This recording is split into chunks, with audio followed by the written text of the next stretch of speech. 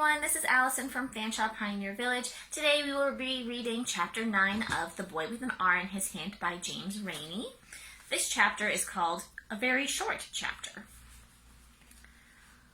One evening in late May, Alec had just come back from classes he attended at the house of Mr. Lang, the schoolmaster, and was about to read the servants a particularly thrilling chapter from The Last Mohicans, a part where cannonballs were whizzing through the mist in front of an old fort, and where there was promising signs of an Indian massacre later on.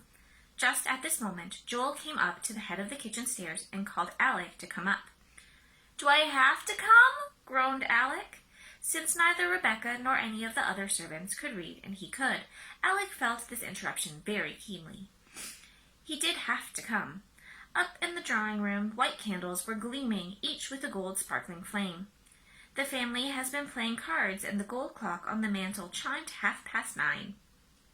"Alec Buchanan," said his uncle, putting down his cards, "this may be your last chance. If you don't tell me what Mackenzie is going to print in his paper next Thursday, I may have to send you up to the mill again, and Mr. Jakes is up there alone right now." "Uncle John, why do you want to know what Mr. Mackenzie is going to publish next Thursday? Can't you wait and see?" "Perhaps, Alec, if the government were to know beforehand, they would say that he shouldn't publish it on Thursday or any other day." "I guess that's why those people in Ancaster dressed up that scarecrow, stuck your name on it, and hanged it in front of their tavern. You're no friend of a free press." "Why, John," said Aunt Henrietta, "you never told me that the rascals had done this." Uncle John's face went white, then red, and finally, with great effort, went back to its normal Uncle John color. Alec was thinking of the quickest way to get back to the Last of the Mohicans. Why not tell Uncle John? "So you want to go back to the mill?" "No, I doubt you could send me, Uncle John, and am I not Mr. Mackenzie's apprentice?" "Oh, I might change that," said Uncle John. He paused while this sank in. "So, will you tell me?" "Yes." "Good boy. I know you'd come around to see the interests of our class. I always hoped you'd side with the Loyalists. It might be very useful to have a little Loyalist in the den of Republicanism." "A little Loyalist." "You really want me to tell you some of the things Mr. Mackenzie is going to say in the paper on Thursday?" "Yes, Alec, only there's no need to call him Mr. Mackenzie. Just call him Mackenzie."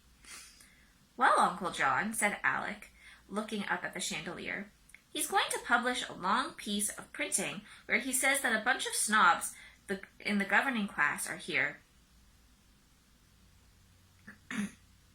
They've gathered up a lot of the best land and never do anything with it. You won't let the soldiers go to the church they want to go to. They must go to the church or not at all.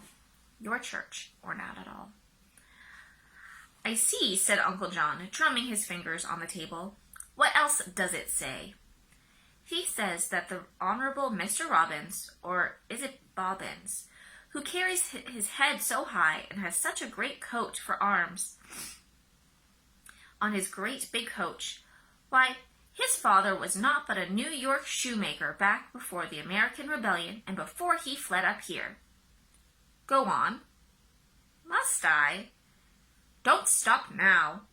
"He says, Uncle John, that your father was just a farrier in the army, for all you keep saying he was a distinguished surgeon. He took excellent care of Governor Simcoe's horses, and so—" "Oh!" roared Uncle John. "Now, John," put in Aunt Henrietta, "you did ask the boy to tell you what's going to be printed." "I didn't say it," protested Alec, getting ready to escape. "You'll see it in Thursday's paper. Extra copies on request, Uncle John." "Get out of here," roared Uncle John. "Get out of here! Get out of my sight, you insolent little puppy!" Uncle John began to roar that Alec must have told Mr. Mackenzie that his father was a horse doctor. Alec said no, he didn't have to. Everyone in York knew that Uncle John's father had started out as a farrier. It was common knowledge. Hereupon Uncle John took up a poker and chased Alec right out of the house. He didn't catch Alec, but he forbade him in the house. From that evening on, Alec slept in a loft above the stables. No great mercy, since the weather had turned warm. No great misery, No great misery, since the weather had turned warm and summery, and Rebecca brought him out lots of food. The reading of the Last Mohicans still went on, this time in the harness room. Since there were still ugly rumors that Mr. Jakes was coming to get him, Alec now began to feel that it really did not matter whether he obeyed Uncle John or not. I hope everyone enjoyed that chapter, and we will see you very soon for another reading from The Boy with an R in His Hand. Have a great day!